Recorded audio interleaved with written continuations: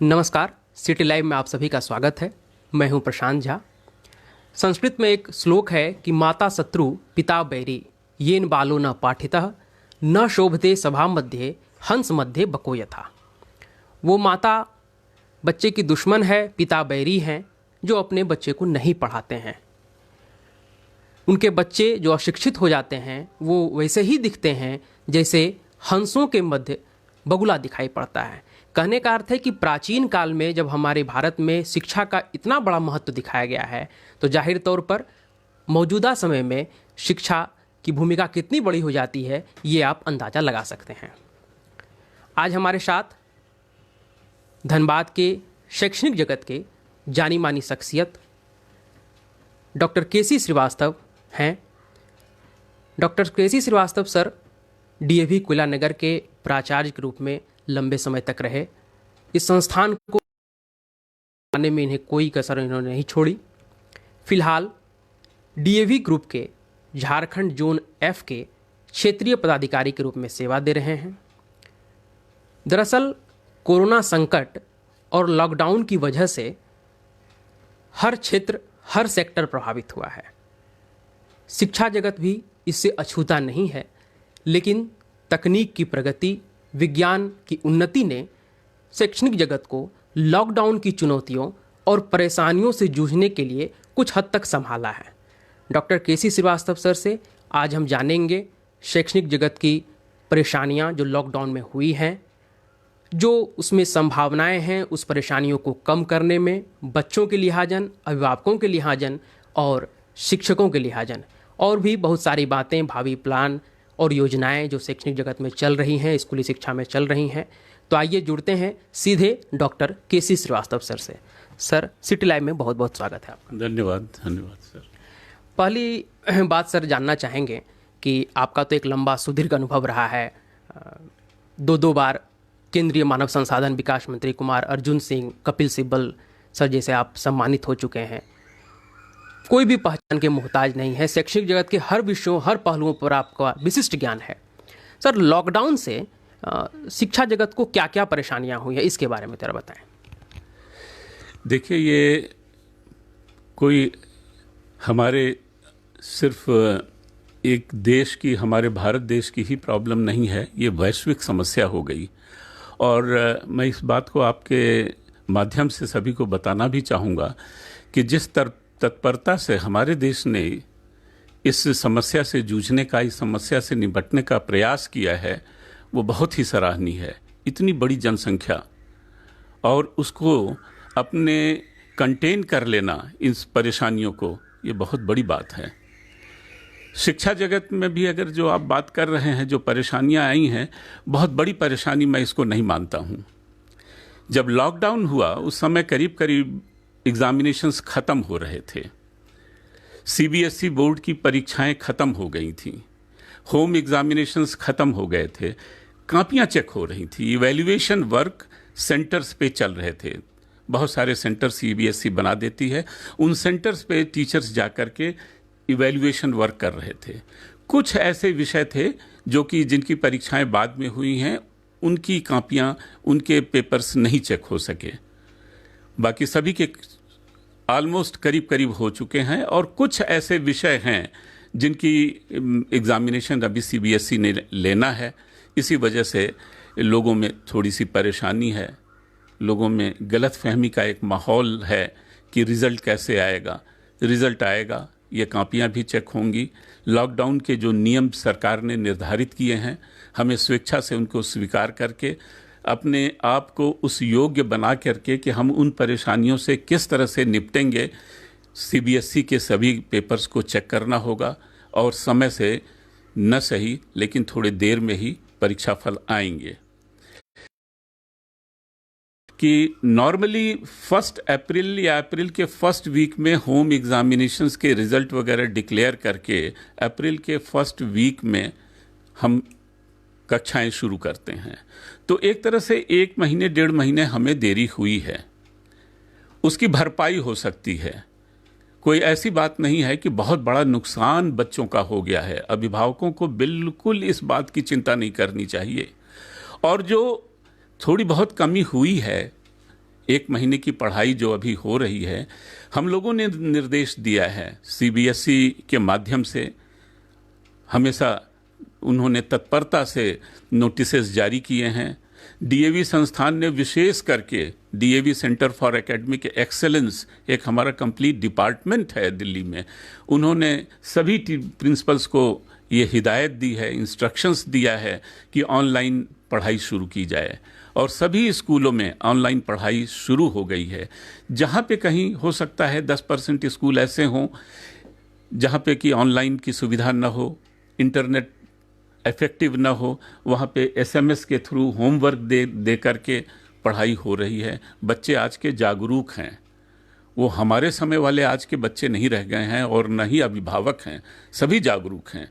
सब ये समझते हैं कि पढ़ाई कितनी अनिवार्य है बच्चों के लिए। तो सभी लोग इस दिशा में एक्टिव हैं, तत्पर हैं। इसलिए मैं समझता हूं कि बच्चों का कोई विशेष नुकसान नहीं हुआ है। और आने वाले समय में जो बीच बीच में छुट्टियां हुआ करती थीं, उन छुट्टियों को हम यूटिलाइज करके, मॉर्निंग आवर्स को या आफ्टर स्कूल आवर्स को यूटिलाइज करके, बच्चों की ये 1-1.5 महीने या 2 महीने की जो थोड़ी कमी हुई है उसको पूरा किया जा सकता है। बिल्कुल पैनिक करने की ज़रूरत नहीं है। बच्चों को भी, अभिभावकों से मेरा अनुरोध है, और मैं ये उनसे प्रार्थना करना चाहूँगा, अपनी विचार उनको बताना चाहूँगा कि बच्चों को किसी भी तरह से, ये एक अच्छा माहौल मिला है, अगर इसको अच्छी तरह से सदुपयोग करें, पेरेंट्स के साथ रहने के लिए, अभिभावकों को बच्चों के साथ समय देने का ये एक अवसर मिला है, उनके जो टैलेंट छुपे हुए हैं उनको उभारने का भी एक अवसर मिला है। तो सभी लोगों को इस बात को पॉजिटिव रूप से लेकर के आगे बढ़ने की ज़रूरत है। सर, आप सीबीएसई स्कूलों का जो संगठन है धनबाद में, सहोदिया स्कूल कॉम्प्लेक्स के भी नेतृत्व करता है, तो कृपया सर बताया जाए कि धनबाद के सीबीएसई स्कूल और खासकर डीएवी, चूँकि आप डीएवी जोन के क्षेत्रीय पदाधिकारी हैं, इन लोगों ने की क्या तैयारी है लॉकडाउन को लेकर के, वहाँ बच्चों को कैसे शिक्षा दी जा रही है और क्या व्यवस्थाएँ हैं? सहोदय कॉम्प्लेक्स जो है, इसमें करीब 50 स्कूल हैं जो सीबीएसई से एफिलिएटेड हैं। उनकी, हम लोगों का एक ग्रुप है, सहोदय ग्रुप है, और उनसे अक्सर मेरी वार्ता होती रहती है, बातचीत होती रहती है। उन लोगों ने भी ऑनलाइन एजुकेशन, ऑनलाइन प्रणाली से शिक्षा देने की बात सभी स्कूलों ने शुरू की है, और सभी स्कूल इस बात को अच्छी तरह जानते हैं कि हो सकता है आगे भी बच्चों को स्कूल में आने की अनुमति न मिले, ये उचित भी ना हो कि इस समय बच्चों को स्कूल में बुलाया जाए। तो उस बात को ध्यान में रख करके, और सीबीएसई की जो गाइडलाइन है, जो इंस्ट्रक्शंस हैं, उसको फॉलो करते हुए बच्चों के साथ टीचर का मेल बना हुआ है, और टीचर्स लोग सतर्क हैं। मैं समझता हूं कि ऑनलाइन एजुकेशन देना ज़्यादा डिफ़िकल्ट है बशर्ते कि क्लास में पढ़ाने के। टीचर्स को पहले से ही तैयार होना पड़ता है, क्योंकि वो जो 40 मिनट का पीरियड उसको बच्चों के सामने खड़े बातचीत करना है, उसमें अगर वो पूरी तरह से तैयार नहीं है तो वो समय बिता नहीं पाएगा। तो ये एक तैयार शिक्षक जो है वही एक सफल शिक्षक होगा, और इससे मैं समझता हूँ कि पूरे सीबीएसई स्कूलों में पढ़ाई लिखाई का माहौल बना हुआ है। मेरे हिसाब से सभी स्कूल तत्पर हैं, तैयार हैं, सजग हैं, और बच्चों को किसी भी तरह का नुकसान नहीं हो रहा है। जी, तो सर आपका कहना है कि ऑनलाइन पढ़ाई जो भी हो रही है उसकी गुणवत्ता अभी ऑफलाइन पढ़ाई की तुलना में ज़्यादा अच्छी है, लोग, शिक्षक ज़्यादा मेहनत कर रहे हैं? हाँ, मेरा कहने का तात्पर्य ये है कि शिक्षक की तरफ से मेहनत पूरी हो रही है। अब ये पता नहीं हो पा रहा है, इंटरेक्शन के द्वारा ही शिक्षक ये पता कर पा रहे हैं कि बच्चे कितने अलर्ट हैं, कितने सजग हैं, लेकिन घर में वो बच्चा उस पीरियड के बाद क्या कर रहा है, क्योंकि वो दूसरे दिन सिर्फ बातचीत से ही शिक्षक को पता चल रहा है कि उसने कितनी तैयारी की, कितना काम किया। तो ये बात थोड़ी, चूंकि ये पहला अनुभव है ऑनलाइन एजुकेशन सिस्टम का, ऑनलाइन इंटरेक्शन का ये पहला अनुभव है शिक्षकों के लिए भी, बच्चों के लिए भी, तो पूरी तरह से ये बात कही नहीं जा सकती कि इसका कितना फ़ायदा बच्चे उठा पा रहे हैं, लेकिन उनका समय पूरी तरह से यूटिलाइज हो रहा है।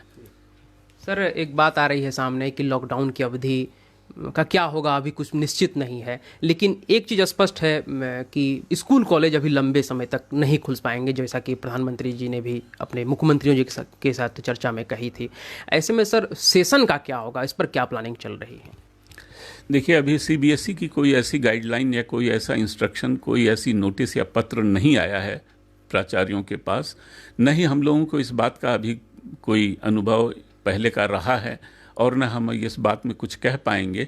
लेकिन ये ठीक है कि अगर 1 या 2 महीने की ही पढ़ाई की बात होती है तो सेशन ऐसा ही होगा, और अगर ज़्यादा दिन तक बंद करना है तो सेशन बढ़ाया जा सकता है। जो सेशन अप्रैल से शुरू होता था वो जुलाई से शुरू हो जाएगा, ऐसा किया जा सकता है। अब ये डिपेंड करता है कि बड़े बड़े स्कूलों के प्राचार्य, शिक्षाविद, एनसीईआरटी और सीबीएसई, स्टेट गवर्नमेंट, इन लोगों का क्या इसमें विचार है, किस तरह से ये बात को अपने समक्ष रखते हैं लोगों के समक्ष, क्योंकि इनकी रिजल्ट्स के साथ साथ प्रोफेशनल इंस्टीट्यूशंस में एडमिशन, दाखिले का भी प्रश्न आएगा। तो बहुत सारे इस देशों में हमने ये पता चला है कि उन लोगों ने टाइम बढ़ा दिया है, उन लोगों ने समय को बढ़ा दिया है। तो ऐसा हमारे देश में भी होना चाहिए अगर इस तरह की कोई समस्या आती है तो। तो वो सर जैसी नौबत आएगी वैसा उसका फैसला लिया जाएगा। सर एक बड़ा मौजूद प्रश्न अभी चल रहा है, स्कूलों में किताबों की बिक्री हो रही है, अभिभावक किताब लेकर के आ रहे हैं कि स्कूलों से खरीद करके। एक बड़ा ज्वलंत विषय हो गया है कि किताबें पिछले वर्ष की तुलना में काफ़ी महंगी हो गई हैं। किसी कक्षा की पुस्तक, जो कक्षा 2 की पुस्तक 3100-3200 रुपये तक मिलती थी पिछले साल, और इस बार वो 5500 हो रही हैं। इसके पीछे कारण देखा जा रहा है कि स्कूल प्रबंधनों ने रेफरेंस बुक जोड़ दिया है, एनसीईआरटी बुक के साथ साथ रेफरेंस बुक जोड़ दिया है बुक लिस्ट में, जिसका कीमत 149-150 रुपये से 350 रुपये तक हो रही है। तो वो जो टोटल हो रहा है वो सर काफ़ी बढ़ जा रहा है। इस पर सर क्या आपका विचार? देखिए, किताबों के बारे में आपकी बात ठीक है। आपके परिवार में भी बच्चे होंगे, नेचुरल है कि पेरेंट्स की पॉकेट अलाउ नहीं करती है अगर अचानक बढ़ा दिया जाए। तो प्रबंधक लोग जितने भी स्कूलों के हैं उनको इस पर सोचना चाहिए और ये बात बच्चों पे छोड़ देनी चाहिए। एनसीईआरटी हमारी बेस बुक हो गई, एनसीईआरटी बेस बुक हो गई, उस बेस बुक से पढ़ाई करनी चाहिए। अगर कहीं वो बेस बुक बच्चों को ऐसा लगता है कि उन्हें किसी रेफरेंस बुक की या किसी और विशेष चैप्टर्स की स्पेशल स्टडी करनी है, तब उनको वो किताबें, एडिशनल बुक्स लेनी चाहिए। हाँ, मैं ये समझता हूँ कि एनसीईआरटी को ही बेस बुक मानना चाहिए और दबाव के तौर पे, इंस्ट्रक्शंस के तौर पे स्कूलों को ये नहीं कहना चाहिए कि आपको ये किताब लेनी आवश्यक ही है। रेफरेंस बुक्स जो हैं बच्चों की स्वेच्छा पे छोड़ देनी चाहिए। किसी बच्चे को ज़रूरत है, किसी बच्चे को ज़रूरत नहीं है, तो उनको उस पर छोड़ देनी चाहिए। जहाँ तक हमारे स्कूलों की बात आप पूछना चाह रहे हैं, तो डीएवी की अपनी पब्लिकेशंस हैं, क्लास एलकेजी से लेकर 8वीं तक की अपनी किताबें हैं। वो नॉर्मली बहुत ही चीपर हैं, सस्ती हैं और पेरेंट्स को उसी रेट में मिल जाती हैं। तो सर ने जैसा बताया कि स्कूल प्रबंधन को बच्चों पर ये दबाव नहीं देना चाहिए कि रेफरेंस बुक आप ले ही, एनसीईआरटी अपने आप में पर्याप्त पुस्तक होती है जो बच्चे समझ सकें। सर अगला प्रश्न ये होगा कि अभी हाल ही में जिला प्रशासन ने ये कहा कि किताब दुकानों में नहीं मिलेंगी, स्कूल से मिलेंगी। कुछ स्कूल प्रबंधनों ने भी ये कहा कि ये एक समस्या हो जाएगी हम लोगों को लिए किताब बेचने की। सांसद पशुपतिनाथ सिंह ने कहा कि ये एक गठजोड़ है, पुस्तक माफियाओं सरकार की गठजोड़ है। बहुत तरह की बातें हुई। हालांकि किताब अब मिल रही है, कम या ज़्यादा गार्जियन जा रहे हैं, लौट रहे हैं, कुछ गार्जियनों को मिल भी रहा है। निजी तौर पर सर आपका क्या मानना है कि किताबें स्कूल से मिलनी चाहिए या नहीं मिलनी चाहिए, या उनको कुछ पुस्तक दुकानों से ही खरीदना ज़्यादा श्रेयस्कर होगा सोशल डिस्टेंसिंग का पालन करते हुए? देखिए, अगर स्कूल से किताबें मिल रही हैं तो इसमें कोई हर्ज नहीं है, क्योंकि स्कूल इस बात की जिम्मेदारी फिर लेगा कि वो कौन सी किताबें बच्चों को दे रहा है। कई बार ऐसी भी बातें सुनने में आप लोगों के माध्यम से ही मेरे पास आती हैं कि जब पेरेंट्स दुकान पे किताब लेने जाते हैं तो वो बहुत सी किताबें, कापियाँ और बहुत सारी चीज़ें, एटलस, ये सब चीज़ें बच्चों को दे देता है कि ये स्कूल से कहा गया है आपको देने के लिए। यदि स्कूल से ही किताबें दी जाएंगी तो ये बिल्कुल क्लियर रहेगा, बिल्कुल साफ तौर पे पता रहेगा प्रबंधन को भी, प्राचार्य को भी इस बात की का ज्ञान होगा कि हम बच्चों को क्या मुहैया करा रहे हैं, क्या चीज़ दे रहे हैं। इसमें स्कूल और पुस्तक विक्रेता बीच में नहीं आएगा। तो मेरे ख्याल से स्कूल से किताब देना कोई गलत बात नहीं है, अच्छी बात है, देना चाहिए। स्कूल से ही बच्चों को किताबें मिलनी चाहिए। लेकिन हाँ, ये लॉकडाउन सिचुएशन में, इस परिस्थिति में एक ही दिन 2 दिन में अगर किताबें देना चाहें स्कूल वाले, तो ये बिल्कुल बिल्कुल इस बात को अलाउ नहीं करना चाहिए।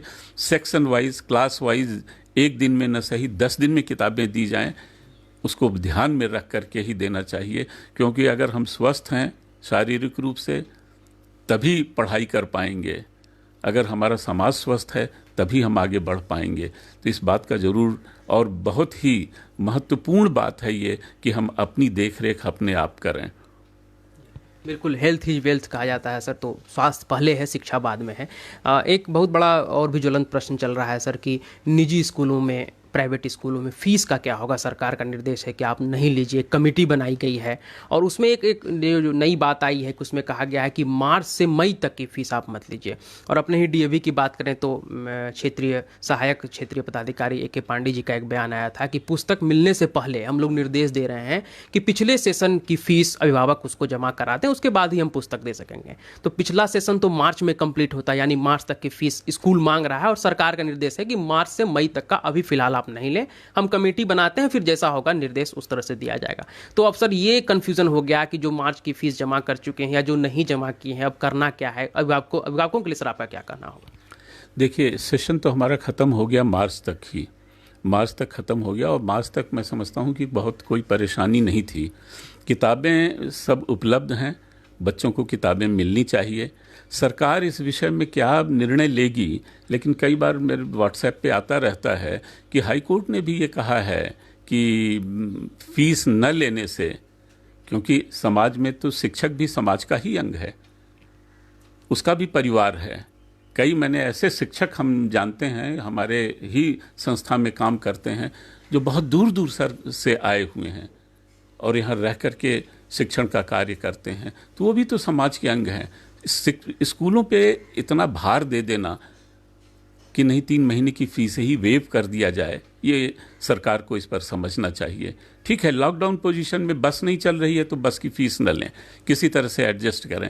बसेस भी लोगों ने मुझे बताया सहोदय की मीटिंग में कि सर हम लोगों ने 20-20 लाख रुपए लोन लेकर के बस ली है, उसका EMI का क्या होगा।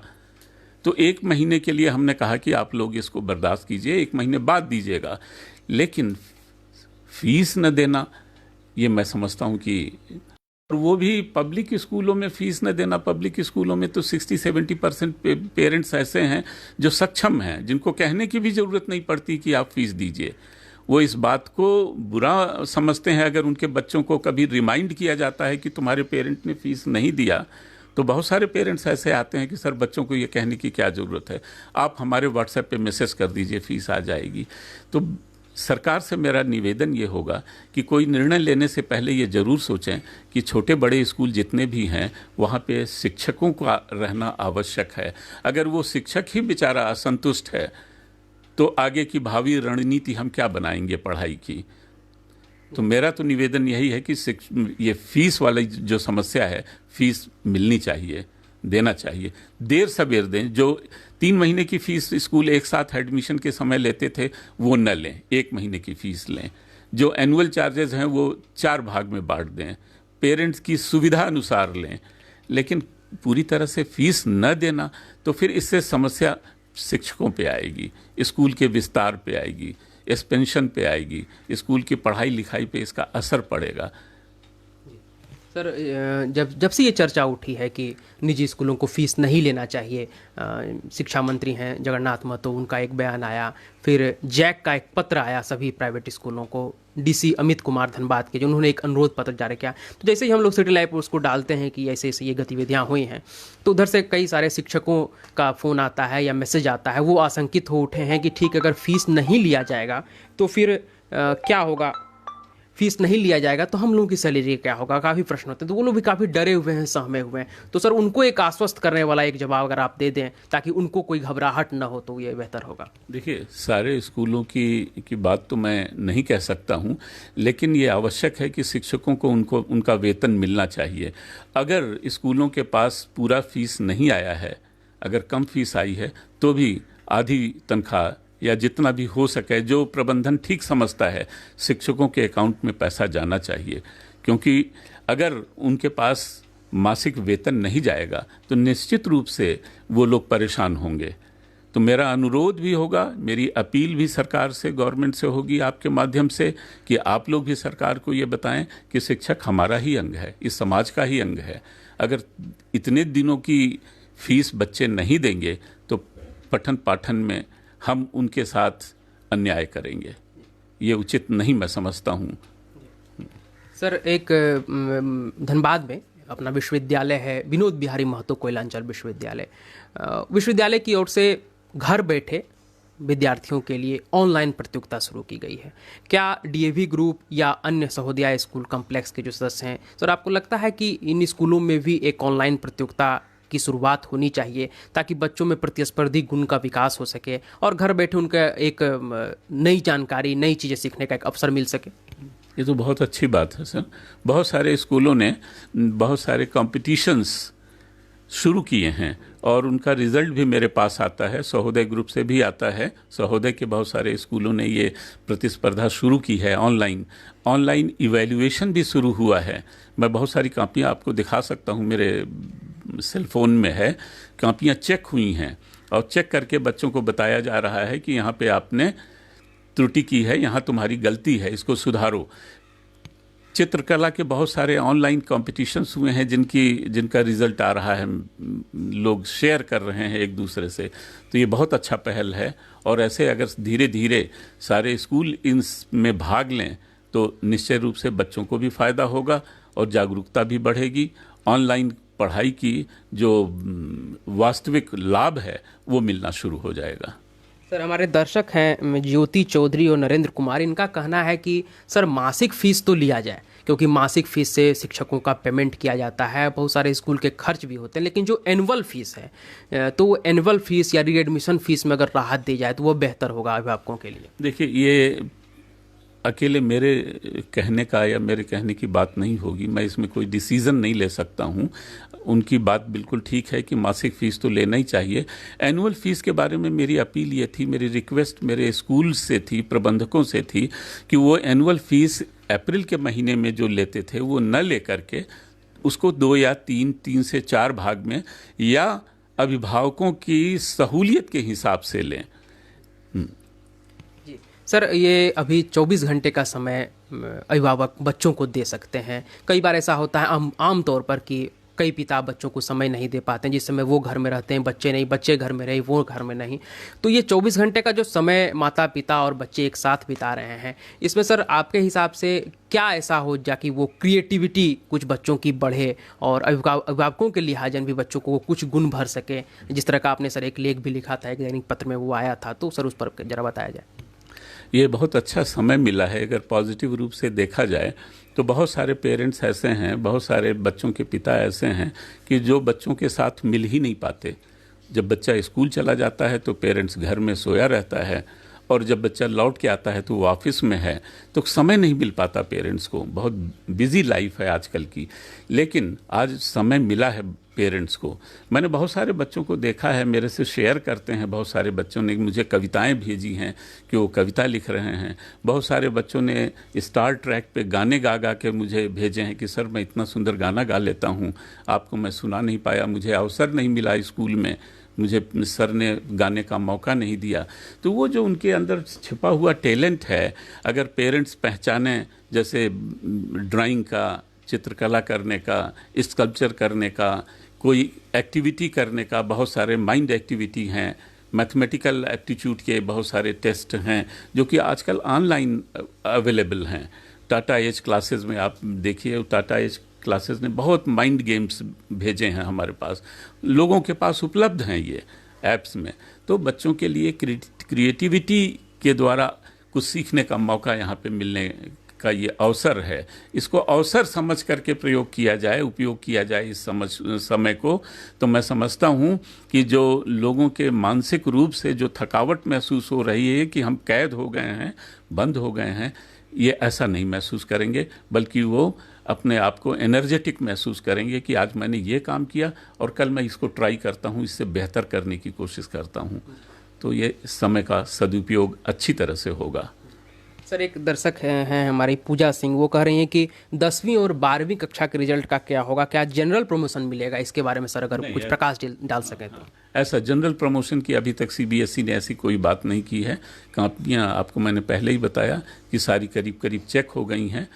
20-25% इवैल्यूएशन वर्क बाकी है और सीबीएसई का निर्देश भी आ गया है कि 4 या 5 तारीख से वो इवैल्यूएशन वर्क शुरू हो जाएगा। हाँ, सोशल डिस्टेंसिंग का, इंस्ट्रक्शंस का ध्यान रखते हुए। अभी तो स्कूल भी बंद हैं, अगर 10-12 टीचर एक जगह जाके बैठ के कापियाँ चेक करते हैं तो अलग अलग कमरे में बैठ के चेक कर देंगे और सीबीएसई को रिजल्ट भेज देंगे। तो अभी उस तरह का कोई प्रस्ताव सीबीएसई की तरफ से नहीं आया है और मैं समझता हूँ कि रिजल्ट निकलेगा। तो पूजा जी, आपका उत्तर सर ने दे दिया है। सर, अगला प्रश्न ये होगा कि लॉकडाउन में सर शिक्षा जगत में तो पढ़ाई वगैरह चल रही है जैसा कि आपने बताया, और क्या चुनौतियां सर शिक्षकों को या स्कूल को मिल रही है डीएवी ग्रुप के एक बहुत बड़े अंग के रूप में? सर, आप क्या देखते हैं? देखिए, लॉकडाउन होने की वजह से एक तो मानसिक रूप से सभी लोग जो हैं परेशान हो गए हैं, क्योंकि उनको स्वेच्छा से नहीं बल्कि आदेश के तौर पे, इंस्ट्रक्शन के तौर पे उनको घर में रोका गया है कि आप रुकेंगे, बाहर नहीं निकलेंगे, डिस्टेंस मेंटेन करेंगे, नियम को पालन करेंगे। लॉकडाउन की वजह से पूरा देश रुक गया है। कई बीमार लोगों को परेशानियां हैं, लोगों को आने जाने में परेशानी है, किसी को अपॉइंटमेंट लेटर हाथ में रखा हुआ है। मैं जानता हूँ कि उसके लड़के को अपॉइंटमेंट लेटर मिला है और वो जाने के लिए परेशान है, लेकिन जा नहीं सकता है। तो ये सारी परेशानियां हैं, बच्चों को भी हैं, अभिभावकों को भी हैं, बीमार लोगों को भी हैं, तरह तरह की परेशानियां हैं। सर, जब जीवन ही रुक जाएगा तो परेशानियां तो होंगी ही, लेकिन उससे बाहर निकलने का और कोई रास्ता नहीं है। रास्ता सिर्फ यही है कि आप अपने घर पे रुकें, आप अपने आप को लोगों से अलग रखें, तभी ये चेन टूटेगी। और जब ये चेन टूटेगी तभी हम स्वतंत्र हो पाएंगे, स्वतंत्र रूप से बाहर निकल सकेंगे। तो हमें तो निर्देशों का पालन करना ही होगा। अगर हमें जीतना है और हमें आगे बढ़ना है तो निर्देशों के पालन के बिना ये संभव नहीं है। एक बिट्टू चौधरी सर दर्शक हैं, उनका कहना है कि एफिलिएटेड स्कूल जो हैं उनको तो किताबें बेचने की अनुमति मिली है, जो लेकिन इससे इतर स्कूल हैं उनको भी मिलनी चाहिए। सर, इस पर आपका क्या विचार है? हाँ, उनको लिखना चाहिए, पत्र लिखना चाहिए, डीसी को, डीईओ को लिखना चाहिए, डिस्ट्रिक्ट एजुकेशन ऑफिसर को, जिला अधीक्षक को, शिक्षा अधीक्षक को भी पत्र लिखना चाहिए, उनको भी इजाज़त मिलनी चाहिए। वो जो बहुत सारे ऐसे स्कूल हैं कि जो एफिलिएट अभी नहीं हो सके हैं, हमारे अपने ही ज़िले में कम से कम 100-150 स्कूल ऐसे होंगे जो एफिलिएट नहीं हैं, लेकिन वो भी तो हमारा सहयोग ही कर रहे हैं। वो तो सरकार का ही सहयोग कर रहे हैं कि उनके यहाँ बच्चे पढ़ रहे हैं, हमारे अपने बच्चे पढ़ रहे हैं, हमारे राज्य के बच्चे पढ़ रहे हैं, तो उनको भी, लेकिन हाँ, उनको प्रॉपर एप्लीकेशन देना चाहिए, डीओ को देना चाहिए, शिक्षा अधीक्षक को देना चाहिए और डीसी से मिलना चाहिए, या डीसी को एक पत्र ऑनलाइन भेजना चाहिए कि सर हम लोगों को भी अलाउ करें ताकि हम अपने बच्चों को किताबें वितरित कर सकें, बांट सकें। सर, डीएवी ग्रुप जो है बहुत बड़ा वटवृक्ष है और संयोग से आप इसके एक बहुत बड़े अंग हैं। तो अभी जो परिस्थितियां जो आप देख रहे हैं, इसमें डीएवी ग्रुप ने क्या क्या सामाजिक दायित्व निभाया है? सर, जब भी कभी ऐसी आपदा होती है देश में, जब भी कोई इसी तरह की परेशानी आती है, डीएवी संस्थाएं बढ़ चढ़ करके आगे आती हैं। शायद आपको पता ही होगा कि हमारे डीएवी कॉलेज मैनेजिंग कमेटी के प्रधान डॉक्टर पूनम सूरी जी पद्मश्री अवार्डी हैं और वो शिक्षा जगत से जुड़े हुए हैं। करीब 1000 स्कूलों के वो सिरमौर हैं।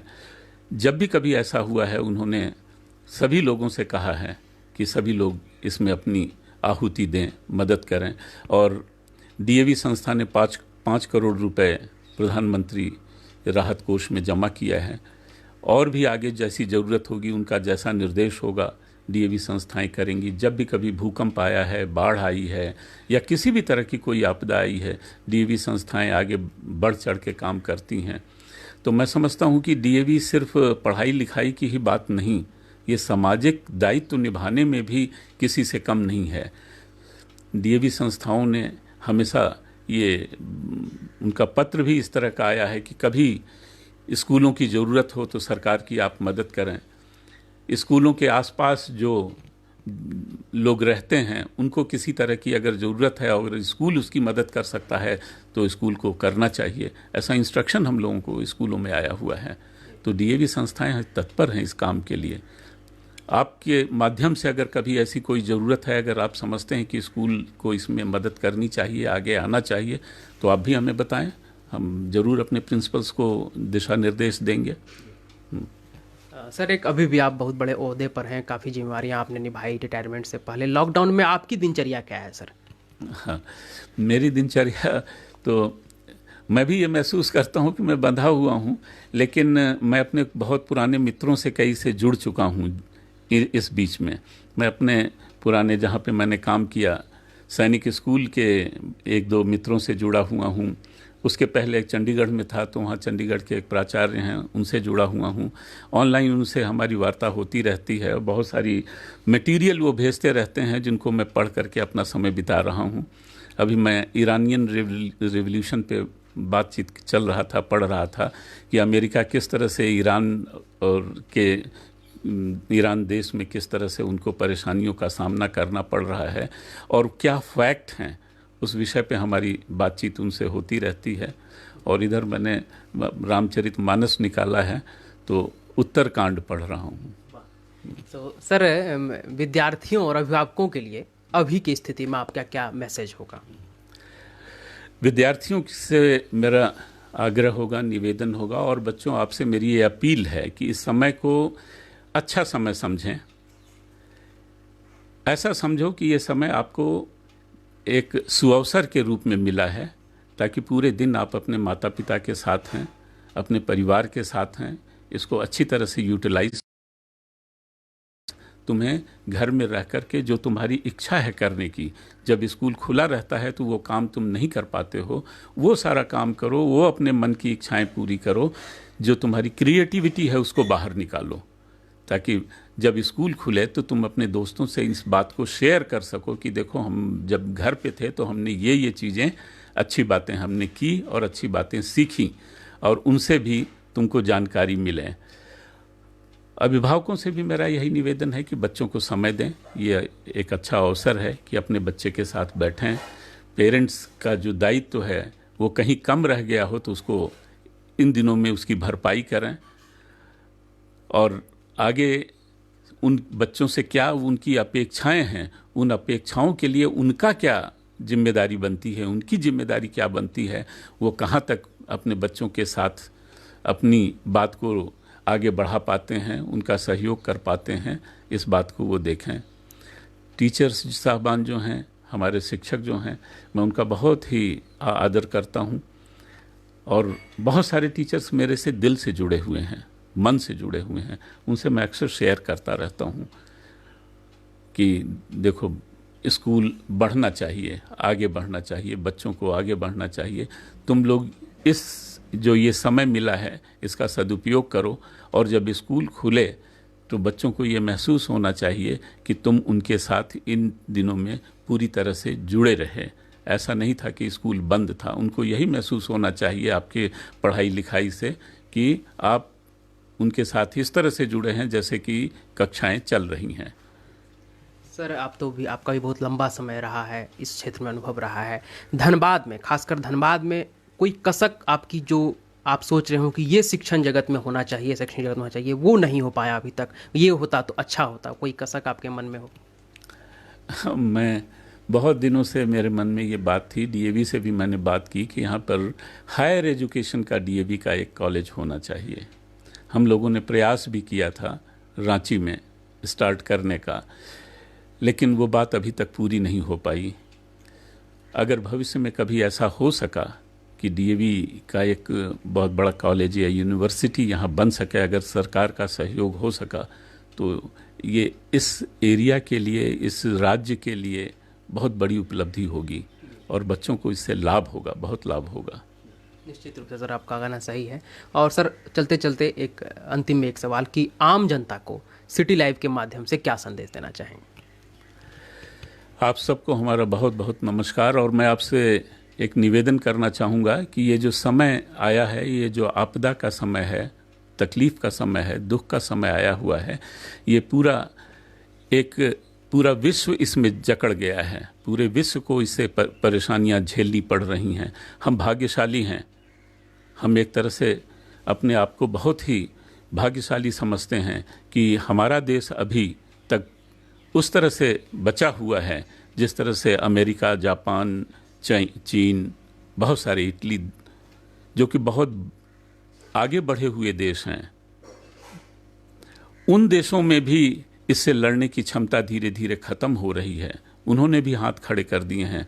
और हमारा देश ऐसा है कि हम लोगों ने इंस्ट्रक्शन का पालन किया है। प्रधानमंत्री ने भी सभी देशवासियों को बधाई दी है कि उनकी बात को लोगों ने समझा है। जिन लोगों ने नहीं समझा है उनको भी समझाने की ज़रूरत है। और हम चाहेंगे कि हम इस विपदा की घड़ी में पूरी तरह से एक दूसरे का सहयोग करें, एक दूसरे के दुख सुख का ख्याल रखें और इस महामारी से बाहर निकलें। सर, सिटी लाइव से बात करने के लिए बहुत बहुत धन्यवाद। आप सबका भी बहुत बहुत धन्यवाद। आपने अवसर दिया लोगों से बातचीत करने का, बच्चों से मुखातिब होने का, टीचर से बात करने का। सिटी लाइव का बहुत बहुत धन्यवाद। तो जैसा कि आपने देखा कि डॉक्टर केसी श्रीवास्तव सर ने सिटी लाइव के सवालों का बड़े ही बेबाकी, सारगर्भित और विनम्रतापूर्वक जवाब दिया है। निश्चित रूप से सर की हर एक बातें विद्यार्थियों के लिए, अभिभावकों के लिए एक पावर बूस्टर के समान है। यह समय जो मिला है विद्यार्थियों के लिए बड़ा अच्छा समय मिला है। लॉकडाउन की परेशानियों और चुनौतियां जो हैं उनको दरकिनार करते हुए ये आपके लिए एक अपॉर्चुनिटी लेकर के आया है कि इस समय आप खुद को तराशें, खुद को निखारें और आपके सामने, आपके रास्ते में जो लॉकडाउन की परेशानियां रूपी पत्थर हैं, उन पत्थरों को आप मील के पत्थर के रूप में उनको तैयार करें। तब देखते रहिए सिटी लाइव। तब तक के लिए नमस्कार।